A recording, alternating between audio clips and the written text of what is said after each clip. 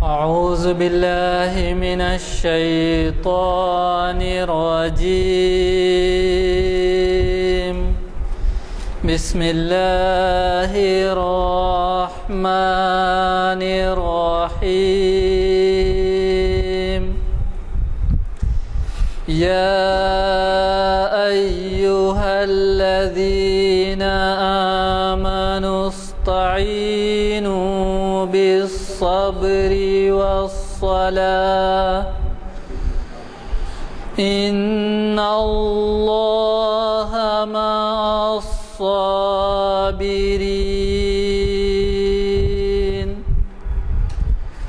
ولا تقولوا لمن يقتل في سبيل الله أموات بل أحياء ولكن لا تشعرون. ولنبلونكم بشيء من الخوف والجوع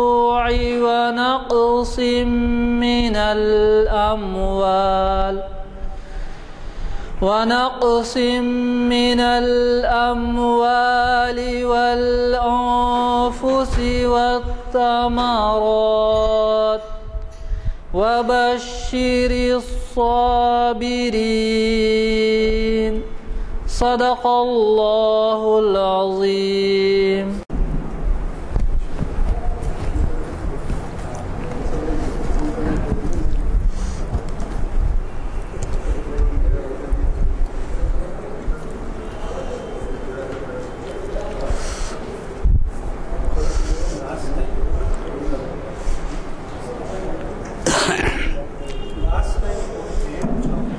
السلام علیکم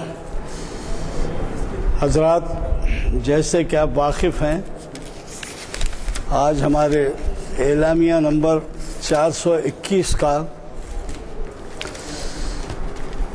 آخری آئٹم ہے۔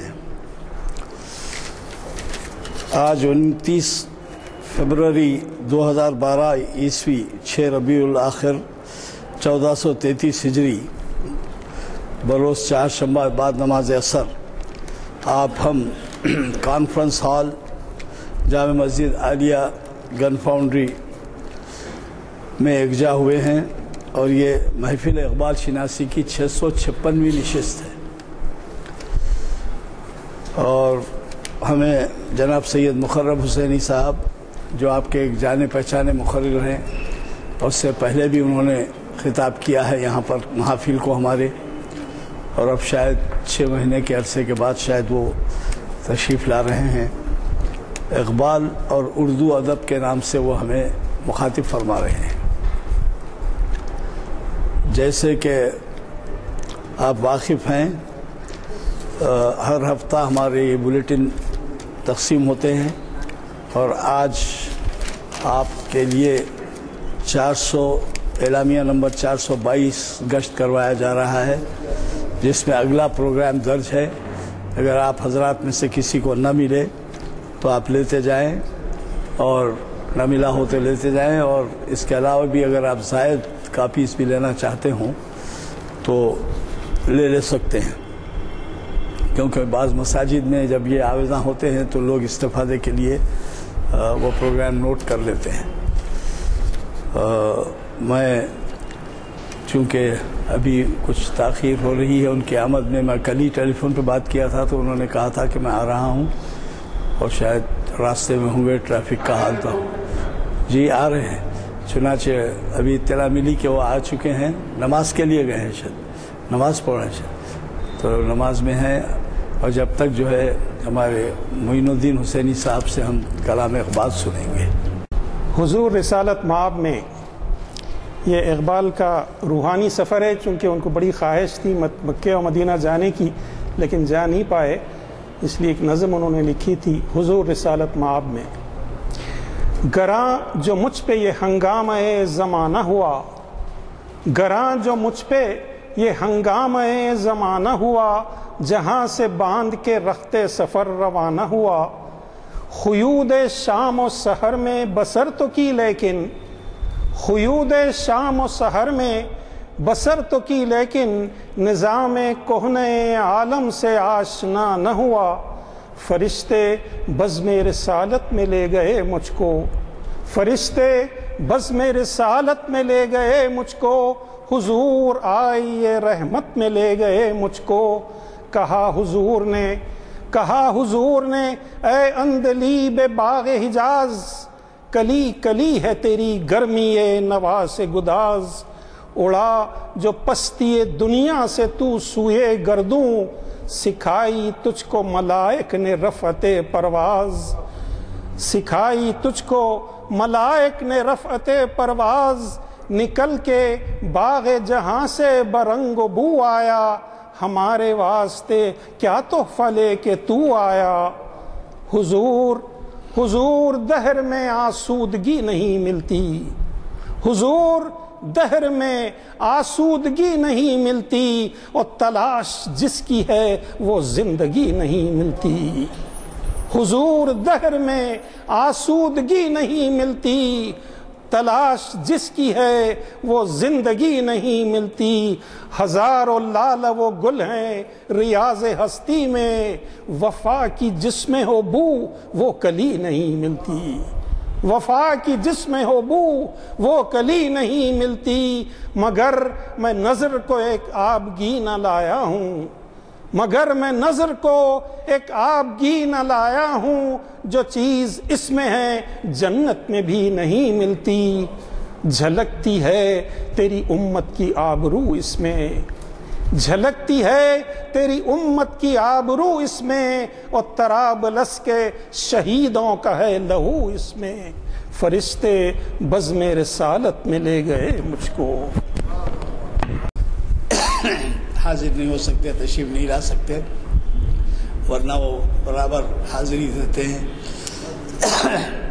ان محافل سے پورا استفادہ کرتے ہیں، انہیں ہم مبارکباد پیش کرتے ہیں اور دعاؤں کی درخواست کرتے ہیں، وہ کل ہی عمرے سے تشریف لائے ہیں، اور میں سمجھتا ہوں اس بیچ میں وہ 2 محافل سے شاید محروم رہے ہمارے، ورنہ وہ پابندی سے ہماری محافل میں شرکت کرتے ہیں۔ حضرات، ایک اعلان یہ بھی ہے کہ آج کی اس محفل کے بعد آپ کو ایک بہت اچھی محفل میں شرکت کا موقع ہے، اگر موقع ہو تو تشریف لے جائیں، اخباروں میں بھی اعلان ہے، کھلی ایک عام دعوت ہے وہ تو شرکت کی، اور اس میں حیدرآباد کے ایک مشہور شہری اور نامور اسکالر، اور کیا کچھ کہیں ان کے تعلق سے، جو امریکہ میں جو ہے ہندوستانی سفیر بھی رہ چکے ہیں اور حیدرآبادی ہیں، عابد حسین ان کا نام ہے، وہ عابد حسین صاحب سالار جنگ میوزیم میں جو ہال ہے، کانفرنس ہال، اس میں آج مخاطب کر رہے ہیں، اور ان کا خطاب ہے 6:30 بجے سے، اور یہ انتظام اس کا ہو رہا ہے، اہتمام ہو رہا ہے اس کا ایک ایکسٹینشن لیکچر کے طور پر، توسیعی لیکچر جسے کہتے ہیں، اس کے طور پر یہ حیدرآباد سینٹرل یونیورسٹی جو ہے اس میں صدر شعبہ اردو جناب بیگ احساس صاحب نے اس کا اہتمام کیا ہے، اور وہ بھی کافی اچھے اہم عنوان سے ہے اردو کے تعلق سے، تو کوشش کریے، یہ عابد حسین صاحب سال 2 سال میں ایک مرتبہ کبھی یہاں مخاطب کرتے ہیں، وہ بھی اکثر ایسے سوشل آرگنائزیشنز کی طرف سے جس کا کسی خاص مذہب سے یا کسی سمجھیے کہ ایخان اعتقاد سے تعلق نہیں ہوتا، بلکہ وہ ایک عام طور پہ وہ جیسے ہندوستانی سفیر رہے ہیں، میں سمجھتا ہوں حیدرآباد اردو کے تعلق سے ہے، کچھ اچھی طرح ذہن میں نہیں ہے، رخا ساتھ نہیں ہے، آج اخباروں میں سب ہے اردو کے تعلق سے، تو وہ جو ہے آپ سے گزارش ہے کہ اگر موقع ہو، میں ہمارے مخرج صاحب سے خواہش کرنے والا تھا کہ وہ ہمیں کچھ جلد خیر بات کہیں تاکہ ہم وہاں شرکت کر سکیں، کیونکہ 6:30 بجے ہے وہ، اور 6:30 بجے ہونا اس وجہ سے ناممکن ہے کہ سالار جنگ میوزیم میں احاطے میں بھی ایک مسجد ہے، تو جب واضح ہوگی، ظاہر ہے کہ وہاں پر جو بھی ہوں گے 6:20 6:25 کو مسجد میں چلے جائیں گے احاطے کی، اور پھر آئے تک 10-15 منٹ ہوتے ہیں، تو 6:45 تک تو پکا یقین ہے شروع ہوگا۔ اور یہ بھی ہے کہ شاید اہل اردو ہی نہیں رہیں گے وہاں، یا اردو زبان کے مادری زبان والے ہی نہیں رہیں گے، بلکہ اور کئی دیگر زبانوں کے لوگ بھی رہیں گے۔ تو اس لیے اگر ہم وقت پہ پہنچ جائیں تو اچھا ہے۔ وہ بہت ہی غیر معمولی صلاحیتوں کے آدمی ہیں، اور جبھی تو آپ اندازہ لگائیے کہ امریکہ کی سفارت کوئی معمولی سفارت نہیں ہوتی، اور وہ ہندوستان کے میں جو ہے ہندوستان کی سفارتی اس میں جو ہے ایک خاص مقام نمایاں حاصل کیے تھے، اور وہ حیدرآباد سے اس طرح سے تعلق رکھتے ہیں کہ ان کے والد غلام پنجتن صاحب ایک حیدرآباد کے مشہور معروف شخصیت رہے ہیں حضور نظام کے دور کی، اور عابد حسین صاحب کے بھائی جو ہے اس وقت ان کا نام ہے تراب الحسن۔ تراب الحسن صاحب بھی IAS آفیسر ہیں، IAS آفیسر ہو کے ریٹائر ہوئے ہیں، اور ہماری انجمن ترقی اردو سے وابستہ ہیں۔ تو جی وہ بول دیا، میں ذکر کیا ابھی، ہاں کر چکا میں ذکر، ہاں تو وہ جو ہے آپ سے کوشش اس بات کی کریں کہ وہ شرکت کر سکیں۔ میں یہ ذرا وہ لگا دیجیے نعت۔ آج کے مقرر جو ہیں مقرب حسینی صاحب، وہ کرنول میں آل انڈیا ریڈیو کے پروگرام ایگزیکٹو ہیں، اور ہمیں ہماری خواہش پر وہ ممنون فرماتے ہیں، اور ظاہر ہے ان کی کوشش ہوتی ہے کہ وہ وقت پر آئیں اور عنوان سے آپ کو فیضیاب کریں، لیکن پتہ نہیں کیا کچھ ٹریفک وغیرہ کی، ورنہ اس سے پہلے کبھی بھی ایسا نہیں ہوا کہ وہ کبھی تاخیر سے آئیں، وہ ہمیشہ وقت پہ ہی آئے ہیں اور وقت پہ محفل برخاست ہوئی ہے۔ خیر اس وقت تک میں اس کا فائدہ اٹھاتے ہوئے آپ سے گزارش کروں گا ایک دو باتوں کی، اور وہ یہ ہے کہ اس سے پہلے بھی میں نے بتایا ہے، آج سامعین میں کچھ حضرات ایسے بھی ہیں جو شاید اس سے پہلے پابندی سے شرکت نہ کیے ہوں اور مجھے نہ سنے ہوں۔ ہمارے ہاں جو کمرے مطالعہ ہے، لائبریری تو اس وجہ سے نہیں کہتے کہ کتابوں کی الماریاں وغیرہ تو ہیں نہیں، لیکن پھر بھی بعض کتابیں آتی ہیں تو محفوظ کر دی جاتی ہیں جو عطیے کے طور پہ آتی ہیں، تو اس میں جو ہے کئی میگزینز آتے ہیں اور ہندوستان کے کونے کونے سے آتے ہیں۔ آپ کو خود اندازہ ہوگا کہ کیسے معیار کے مضامین شائع ہوتے ہیں، اور ان سے جو ہے ہم بے بہرا رہتے ہیں، ہم بہراور نہیں ہوتے۔ تو بولنا یہ تھا کہ اس میں جو ہے کافی مواد ہوتا ہے، اور اس میں بھی جو ہے بڑے علماء اور بڑے بڑے اسکالرس کے مضامین ہوتے ہیں۔ حد یہ ہوتی ہے کہ بعض وقت آپ کے مضامین باہر کوٹ کر دیے جاتے ہیں اور باہر کے مضامین ان میں کوٹ ہوتے ہیں۔ تو میرا خیال یہ ہے کہ آپ جب کچھ نہ کچھ وقت ٹی وی کے لیے بھی نکال لیتے ہیں، تو آج کل تو ظاہر ہے کہ ٹی وی کا چلن کس قدر زیادہ ہے، آپ کو اندازہ ہوگا کہ آپ گھر میں داخل ہوتے ہیں تو ٹی وی چلتا رہتا ہوگا، گھر سے باہر جاتے ہوں تو چلتا رہتا ہے، تو لہٰذا مطالعے کی جو عادت ہے وہ ذرا محفوظ ہوتے جا رہی ہے، کم ہوتی جا رہی ہے۔ تو اس میں مطالعے کی عادت بڑی ضروری ہے، اور اس سے استفادہ اسی وقت ہو سکتا ہے جبکہ آپ اگر کتب سے نہ استفادہ کریں تو ایسے مضامین اور ایسے میگزین سے استفادہ ضرور کر سکتے ہیں جو کہ آپ کے پہنچ میں ہیں یا جن سے کہ آپ استفادہ کر سکتے ہیں۔ تو میں نے یہ انتظام کیا تھا، اہتمام کیا تھا کہ یہاں پر ایک ٹیبل رکھوا کر جیسے ہی ہمارے میگزینز نئے آتے ہیں تو پچھلے جو میگزینز ہوتے ہیں ان کو ہم یہاں رکھ دیتے ہیں، اور اس کا منشا یہ ہوتا ہے کہ وہ میگزینز بجائے اس کے کہ ردی میں جائیں اور ردی والوں کے نظر ہوں، یہاں پر وہ میگزین رکھ دیے جاتے ہیں تاکہ اس کا منشا یہ ہوتا ہے کہ آپ گھر لے جائیں اور اس کو اپنے اہل و عیال، دوست احباب، اڑوس پڑوس کو استفادے کا موقع دیں اس سے۔ چنانچہ ایسے آج شاید وہ ٹیبل نہیں رکھا گیا ہے، اس ٹیبل پہ ایک رجسٹر بھی رکھا جاتا ہے، ایسے تمام مضامین اس کے میگزینس رکھے جاتے ہیں، اور وہ میگزینس کے بارے میں اگر آپ اپنا نام لکھ کر درج فرما دیں کہ میں جو ہے یہ لے رہا ہوں، آج کی تاریخ یہ ہے، اور ایک تاریخ جس میں کہ آپ بتائیں گے 15 دن ہو، 8 دن ہو، 10 دن ہو، زیادہ سے زیادہ 1-2-3 ہفتے کی تاریخ ڈال دیں کہ آپ واپس کریں گے، تو وہ میگزین آپ لے جا کر اگر سب کو اپنے اہل عیال اور اڑوس پڑوس اور دوست احباب کو موقع دیں پڑھنے کا، تو ظاہر ہے کہ اس کا زیادہ سے زیادہ استفادہ ہوگا، بلکہ نہ صرف استفادہ ہوگا بلکہ ہمارے علماء اور اسکالرز کیا کہتے ہیں حالات حاضرہ پر یا اہم عنوانات پر، اس سے بھی آپ کو واقفیت ہوگی۔ تو میں یہ توقع رکھتا ہوں کہ آپ جو ہے اگلے مرتبہ جب آئیں گے تو اس ٹیبل کے اوپر سے ضرور کوئی نہ کوئی کتاب ضرور لے کے جائیں گے۔ آپ سے اس سے پہلے بھی ذکر کر چکا ہوں، یہ ایک ہمارے وائس چانسلر یہاں آتے تھے، افضل محمد صاحب، ریٹائرڈ، وہ کہتے تھے کہ ان کے پاس اسکول میں جبکہ وہ 3ری 4تھی 5ویں جماعت میں تھے، ہفتے میں ایک دن کلاس ٹیچر جو ہے کتابوں کا بنڈل لاتے تھے، جیسے کلاس میں 30 بچے ہیں تو 30 کتابیں لاتے تھے، اور ایک رجسٹر میں ان کا نام درج کر کے وہ کتاب لکھاتے تھے، اور یہ کہتے تھے کہ اگلے ہفتے تک اس کو پڑھ کے لا دینا۔ تو اردو ادب سے متعلق کہانیاں صحیح، دینی باتوں کی کتاب صحیح، کچھ صحیح، لڑکے یہ پابند ہوتے تھے کہ وہ گھر لے جائیں اور پڑھ کر لائیں ایک ہفتے کے اندر، اور وہ پابند اس طرح سے کرتے تھے کہ تم نے اس کو پڑھا ہے یا نہیں ہے، میں کسی جگہ سے رینڈم کہتے ہیں صفحے پلٹاؤں گا اور سوال کروں گا، کچھ پوچھا تو جواب دینا پڑے گا تو وہ بچہ نہ صرف اپنے کورس کی کتابیں پڑھتا تھا بلکہ پڑھنے میں جو ہے اس کو یہ بھی موقع ملتا تھا کہ کورس سے ہٹ کے کتابیں پڑھے اور اس سے استفادہ کرے۔ تو میرے خیال میں یہ ایک تجویز آپ سے عرض کرنی تھی۔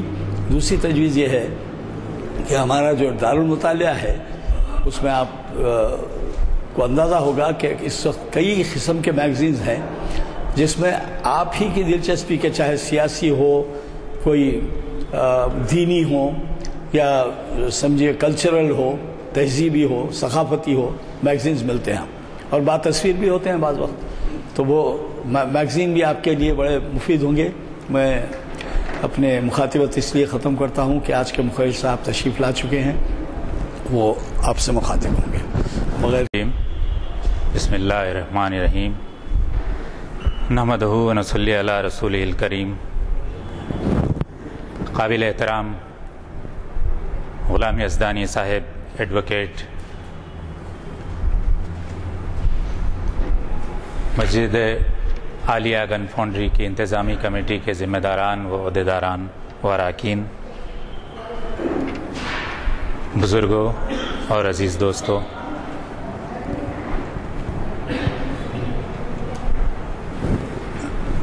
علامہ اقبال اور اردو ادب، اس پر یہ ایک بہت ہی وسیع موضوع ہے، نہ صرف وسیع ہے بلکہ اس پر کافی تاریکی پڑی ہوئی ہے اور گرد بھی جمی ہوئی ہے۔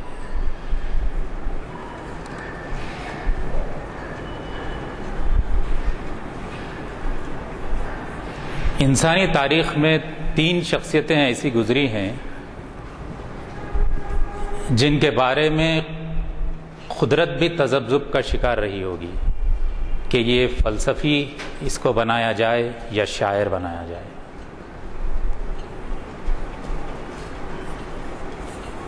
پہلے افلاطون، دوسرے گوئتے، اور تیسرے خود علامہ اقبال۔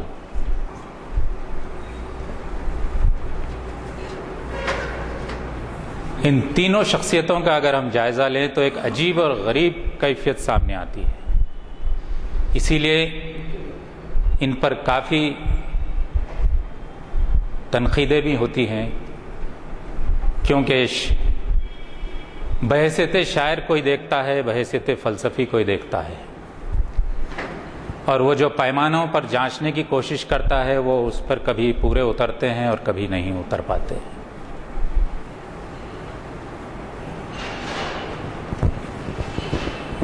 چنانچہ علامہ اقبال کے ساتھ بھی ایسا ہی کچھ ہوا. علامہ نے شاعری کا آغاز تو 19ویں صدی کے آخر میں کیا تھا نوجوان شاعر کی حیثیت سے. اس وقت اردو شاعری کے افق پر داغ اور امیر کا طوطی بول رہا تھا. لاہور کے ایک مشاعرے میں علامہ اقبال نے جب ان کا یہ شعر پڑھا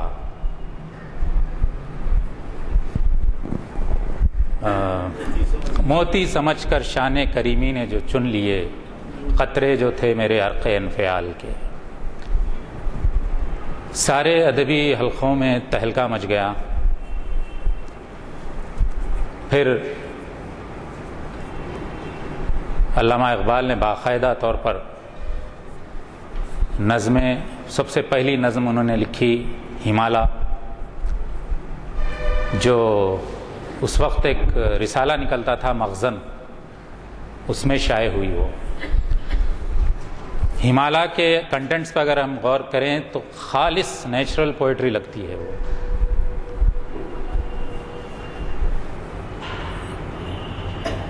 کئی اصناف سخن اردو ادب میں موجود ہیں. غزل ہے، نظم ہے، نثر ہے، ڈرامہ ہے، مثنوی ہے، رباعی ہے، مرثیہ ہے، قطع ہے، حمد ہے، نعت ہے. لیکن اردو ادب پر غزل ہی حاوی رہی شروع سے. چنانچہ ابتدائی دور میں اقبال کے ہمیں اسی غزل کے طرف ان کا جو روح سخن ہے اسی میں دکھائی دیتا ہے. علامہ اقبال کی زندگی میں سب سے اہم اور جسے ٹرننگ پوائنٹ کہنا چاہیے وہ غزل انہوں نے لندن میں لکھی، وہ بھی مخزن میں شائع ہوئی. یہ غزل تھی ایک قومی اور قدرتی شاعر کی حیثیت سے. علامہ اقبال کا جو سفر شروع ہوا تھا وہ بعد میں ملی شاعری کی طرف جو انہوں نے ٹرن لیا، یہ غزل اس کی سنگ میل کی حیثیت رکھتی ہے. وہ اس لیے مجبور ہوئے اس سبجیکٹ کو اپنانے کے لیے کیونکہ انہوں نے وہاں دیکھا کہ کس قدر یورپ اور وہاں کے رہنے والوں کی وطن پرستی، جارحیت وطن پرستی، جارحانہ وطن پرستی جسے کہتے ہیں، نیشنلزم، اگریسو نیشنلزم. چنانچہ وہ لکھتے ہیں تمہاری تہذیب اپنے خنجر سے آپ ہی خودکشی کرے گی، تمہاری تہذیب اپنے خنجر سے آپ ہی خودکشی کرے گی، جو شاخ نازک پر آشیانہ بنے گا وہ ناپائیدار ہوگا. تو اس غزل کی جو فکر ہے یہ بہت تاریخی اہمیت رکھتی ہے علامہ اقبال کا جہاں تک تعلق ہے.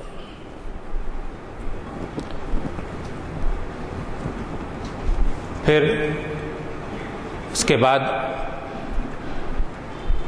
پہلی جنگ عظیم کے دوران علامہ اقبال نے فارسی میں زیادہ کلام لکھا اور مثنوی کو اپنا فارمیٹ کے طور پر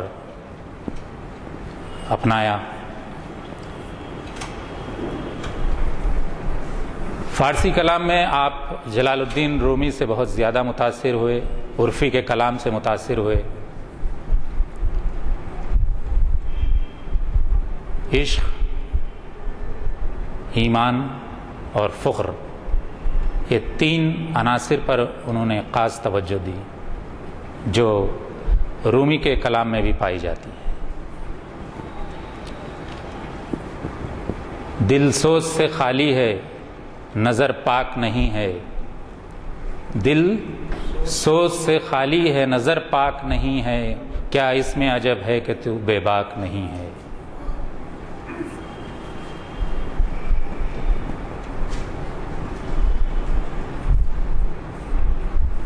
یہ صوفی یہ ملا کیا جانے میرے جنوں کو، ان کا بھی دامن چاک نہیں ہے۔ عالم سارا، عالم یہ سارا مومن کی ہے میراث، عالم یہ سارا مومن جانباز کی ہے میراث، مومن وہ نہیں جو صاحب لولاک نہیں ہے۔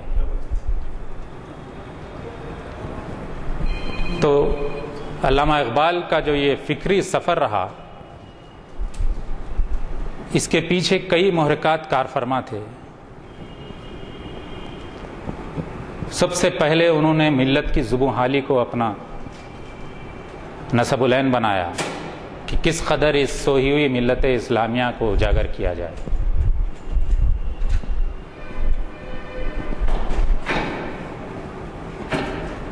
صحرا سے نکل کر جس نے روما کی سلطنت کو الٹ دیا تھا، صحرا سے نکل کر جس نے روما کی سلطنت کو الٹ دیا تھا، سنا ہے قدسیوں سے میں نے کہ وہ شعر دوبارہ زندہ ہوگا۔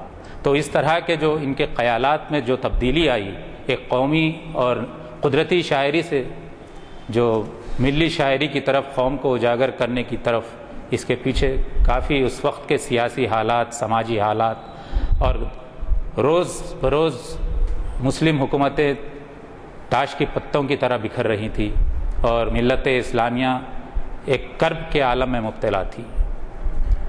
یہ ایک حساس اقبال کے لیے بالکل عین قدرتی تھا کہ وہ اس سے متاثر ہوئے بغیر نہیں رہ سکتے تھے۔ لیکن ستم ظریفی یہ رہی اقبال کے ساتھ کہ انہوں نے اردو میں بھی شاعری کی اور فارسی میں بھی شاعری کی، چنانچہ نہ اردو والوں نے ان سے، اردو ادب میں ان کے ساتھ اتنا انصاف کیا گیا، نہ فارسی ادب میں ان کے ساتھ انصاف کیا گیا۔ ادب والوں نے کہا کہ اقبال کا ماخذ قرآن ہے، اقبال خالص ایک مذہبی پیام لے کر آئے ہیں، اسی لیے ادب میں ان کی اتنی قدر و منزلت نہیں کی جا سکتی۔ ادھر مذہب کے ٹھیکیداروں نے کہا کہ اقبال کو اگر عوامی سطح پر مانوس کیا جائے گا تو پھر جو سماجی ڈھانچہ ہے وہ متزلزل ہو کر رہ جائے گا، کیونکہ اقبال صرف کلمہ لا الہ الا اللہ محمد رسول اللہ کی بنیاد پر مسلم سماج کے احیا کے داعی تھے۔ تو اس کشمکش میں بیچارے اقبال کا حال ایک کرائی ان دا ولڈرنس کے، جسے نخار خانے میں طوطی کی آواز جس طرح دب جاتی ہے، اس طرح اقبال کی آواز دب کر رہ گئی۔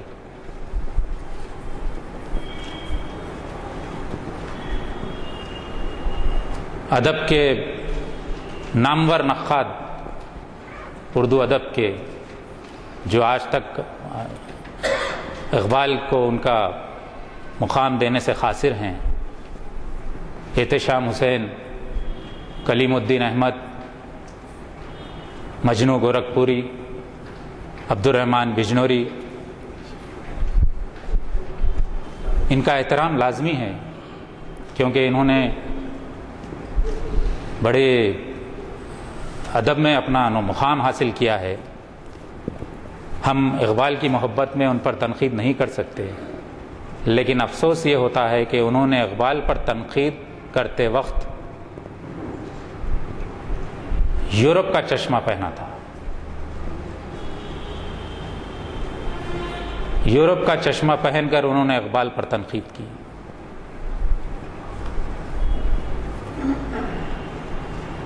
کلیم الدین احمد صاحب کہتے ہیں کہ اقبال پیغمبری میں اتنے منہمک ہو گئے کہ انہوں نے شاعری کو پس پشت ڈال دیا۔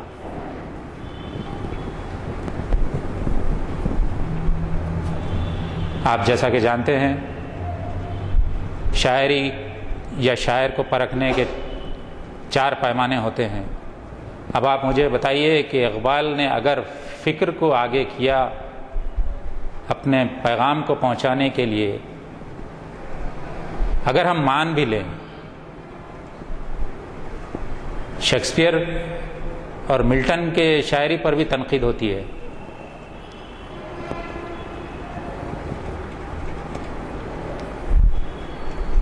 تو یہ جو اردو ناقدین کا رول رہا اقبال کے شاعری کے تعلق سے، یہ بڑا ہی افسوسناک رہا۔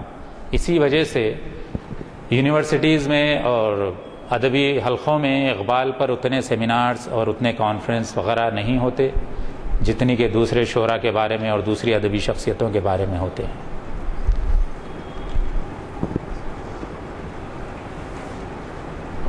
شیکسپیئر کا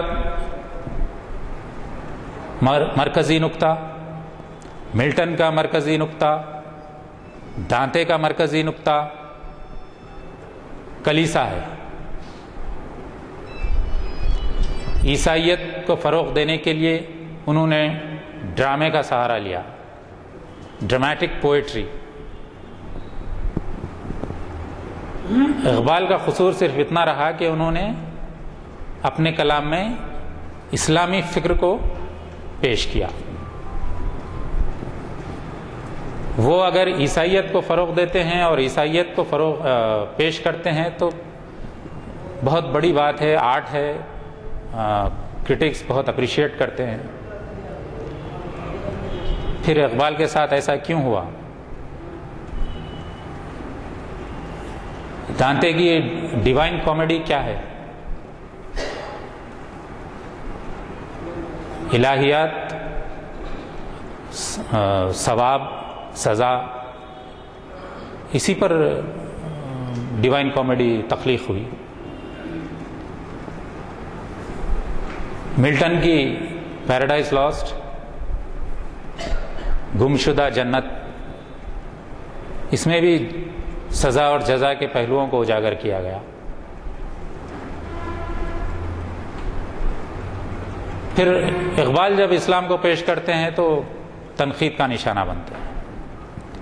تو یہ میں نہیں سمجھتا کہ یہ ان کی تنگ نظری رہی ہوگی یا احساس کمتری رہی ہوگی، صرف انہوں نے چشمہ غلط پہنا تھا، اور ہم کو چاہیے کہ ان اساتذہ سخن کا بھی احترام کریں۔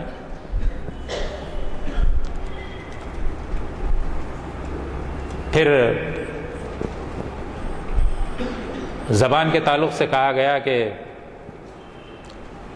اقبال جو ہے فکر کو بہت اہمیت دیتے ہیں، زبان کی اہمیت نہیں ہے ان کے پاس۔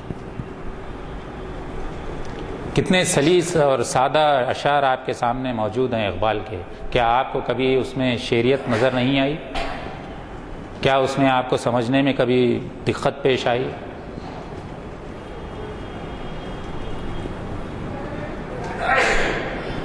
تو یہ اقبال کے ساتھ ادبی سرکلز کا ایسا ایک رویہ رہا جو میں سمجھتا ہوں کہ ابھی تک کسی نہ کسی طریقے سے ہمارے سامنے آتا ہے، اور یہ ایک بڑی افسوسناک حقیقت ہے۔ حال ہی میں شمس الرحمان فاروقی صاحب نے ایک مضمون لکھا تھا، ہاؤ ٹو ریڈ اقبال، تو اس میں انہوں نے کوشش کی کہ اقبال کو کس طرح پڑھا جائے، کس طرح سمجھا جائے۔ تو ایک پازیٹیو اسٹیپ انہوں نے لیا ہے، کیونکہ ہوتا یہ ہے کہ جب اقبال کی ہم بات کرتے ہیں تو ہر کس و ناکس اگر کچھ بات کرتا ہے تو اس کی اتنی اہمیت نہیں ہوتی، تو جو تدریسی اور جو ادبی اس سے واقف ہیں اور وہ جو فیلڈ میں ہیں لٹریچر کے اور ناقدین ہیں، وہ اگر کہتے ہیں تو وہ بات سراہی جاتی ہے، نوٹ کی جاتی ہے، ریکگنائز کی جاتی ہے۔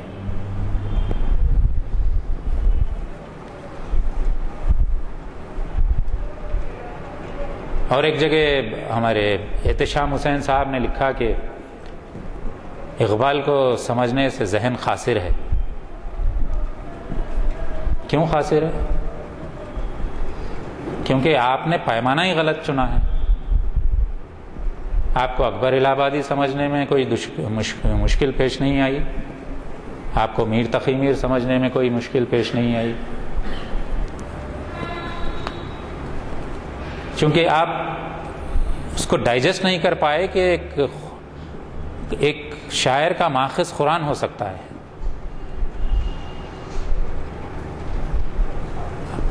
کیونکہ آپ نے غزل کو صرف صنف نازک کی تعریف اور توصیف کے لیے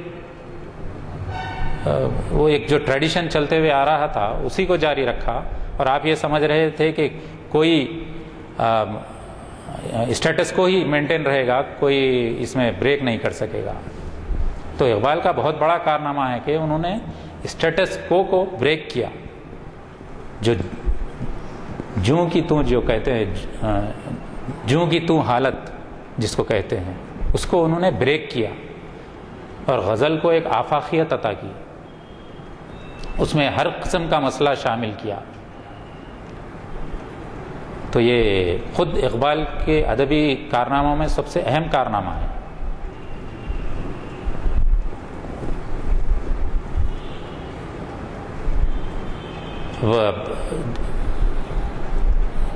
یونیورسٹیز میں جب بھی ہم مولانا آزاد یونیورسٹی میں کہتے ہیں کہ اقبال پر سیمینارز کیجئے، کانفرنس کیجئے، تو مجبوریاں ہیں، ریزرویشنز ہیں کچھ، کیونکہ کھل کر کوئی سامنے نہیں آتا اقبال کے تعلق سے۔ اسی لیے میں کہتا ہوں کہ بہت غنیمت ہے یہ ایسی محفلیں جو اقبال کے تعلق سے منعقد کی جاتی ہیں۔ اقبالیات کا چراغ کم از کم اگر جلا نہیں سکتے تو بجھنے بھی نہ دیں، یہ بہت بڑی بات ہے۔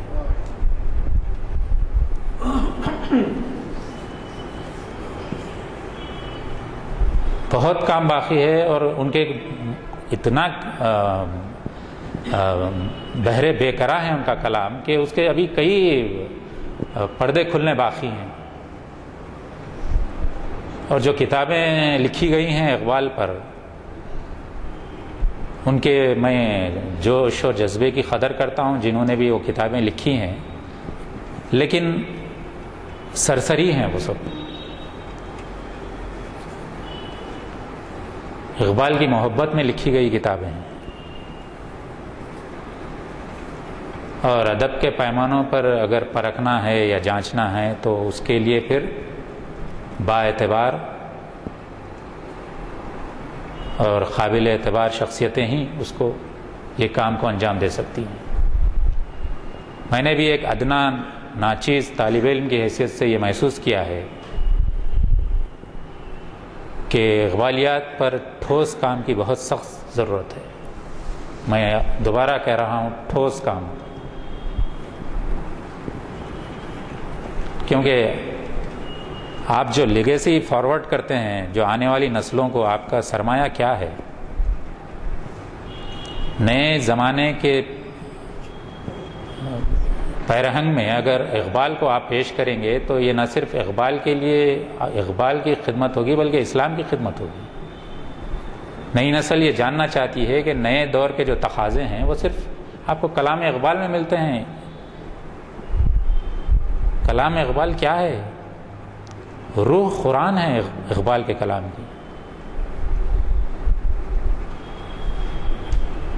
تو یہ بہت غنیمت ہے کہ ایسی محفلیں ہوتی ہیں۔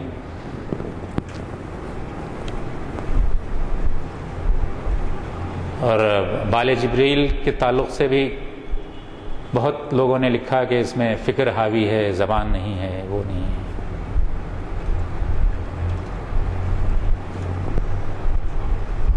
ہر چیز کا جواب اقبالیات میں موجود ہے۔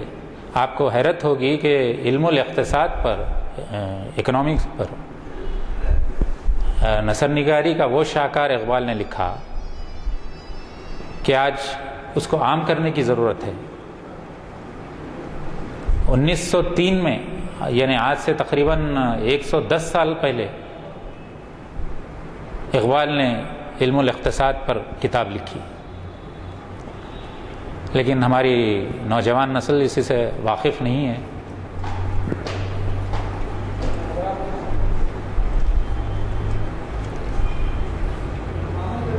انگریزی میں ملٹن پر جتنی کتابیں ہیں یا شیکسپیئر پر جتنی کتابیں ہیں، اقبال پر بھی اپنی کتابیں اردو میں ہونا چاہیے. یقیناً اقبال کا احسان ہے اردو ادب پر، اگر کوئی مانے نہ مانے یہ الگ بات ہے، کیونکہ انہوں نے غزل کو آفاقیت عطا کی، غزل کو اس کی زنجیروں سے آزاد کیا. ورنہ غزل صرف مشاعروں کی واہ واہ کرنے کی ایک صنف بن کر رہ گئی تھی.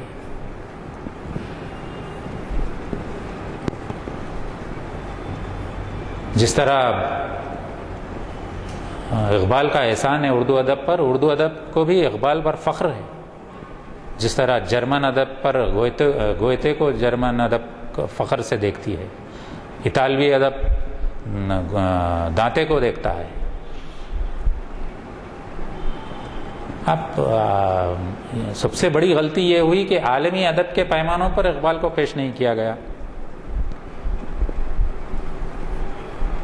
شاعری میں ڈراماٹائز نہیں کیا گیا اقبال کی شاعری میں.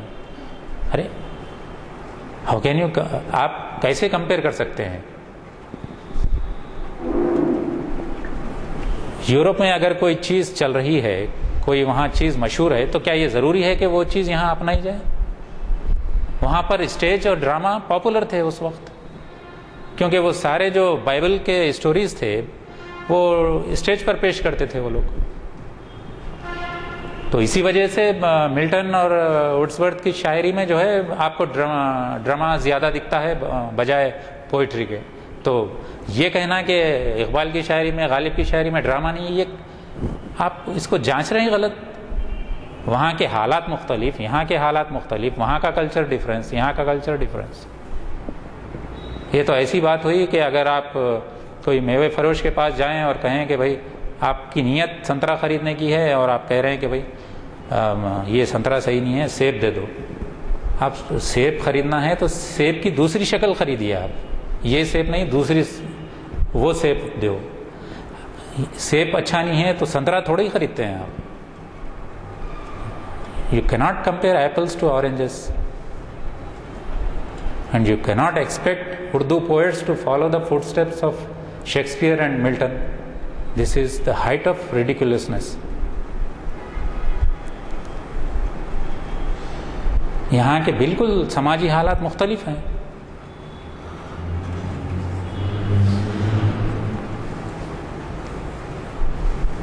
بال جبریل کی زبان پر تنقید، ان کے فارسی کلام پر تنقید برائے تنقید صحت مند تنقید نہیں ہوتی.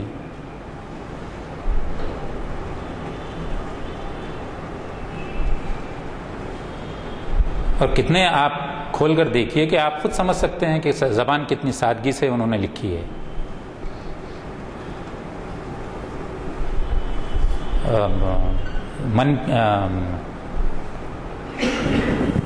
وہ جو مشہور غزل ہے جو معرکۃ الآراء علامہ اقبال کی، کتنی سادگی سے لکھی گئی ہے. من کی دنیا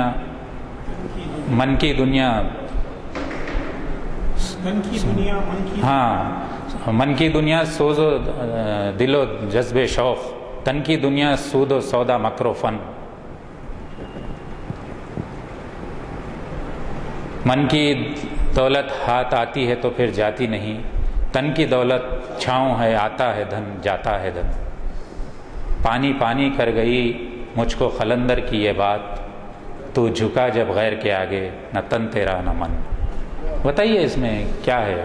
کوئی مشکل دکھائی آپ کو؟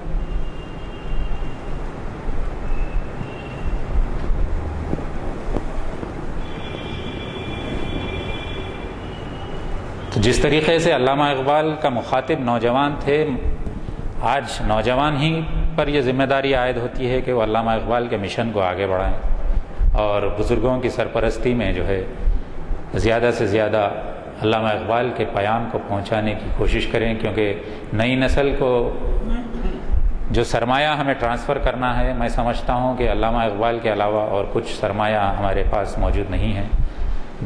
میں نے اس سے پہلے بھی کہا تھا کہ بہت سارے مفکر اور سائنسدان دوسری قوموں میں ہوتے ہیں، لیکن جو بھی ہے ہمارے پاس علامہ اقبال ہے، تو اسے غنیمت جانیے، اس کو عوامی سطح پر پہنچانے کی ضرورت ہے، اور جتنا ہو سکے آپ اقبال پر اگر کام کرنے نکلیں گے تو یقیناً تنقیدیں ہوں گی اور آپ کو مشکلات کا سامنا کرنا پڑے گا، کیونکہ یہ میرا پرسنل ایکسپیرینس بھی ہے۔ اسی لیے صبر کا بہت اس میں رول ہے۔ اور جہاں تک اردو ادب میں اقبال کا ان کو مقام دلانے کی بات ہے، میں سمجھتا ہوں کہ وہ بھی وقت آئے گا کہ جب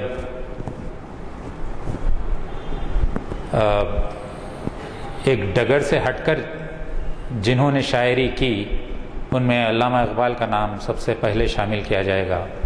وہ وقت آنے کو ہے، کیونکہ ہر طرف کچھ چینجز ہو رہے ہیں۔ ادب میں بھی ترقی پسند ادب آیا اور چلا گیا، زیادہ دیر ٹک نہیں سکا۔ تو فکر کی اہمیت جو کلام میں علامہ اقبال نے پیش کی ہے، وہ میں نہیں سمجھتا کہ کسی اور عالمی ادب میں اس کی مثال پیش کی جا سکتی ہے۔ بات بات پر ایلیٹ کا نام لیتے ہیں، ایلیٹ نے یہ کہا، ایلیٹ نے وہ کہا۔ میں یہ کہتا ہوں کہ تمام شیکسپیئر اور ملٹن کو چھوڑ کر کسی بھی انگریزی شاعر کو اقبال کے سامنے لائیے، کوئی ٹک نہیں سکتا۔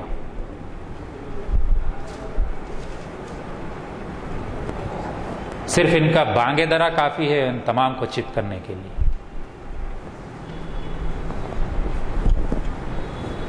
تو یہ بہت ہی امید افزا بات ہے کہ آپ یہ مسجد عالیہ میں پابندی سے محافل اقبال منعقد کرتے ہیں۔ کمیٹی کے ارکان قابل مبارکباد ہیں، غلام یزدانی صاحب کی سرپرستی میں۔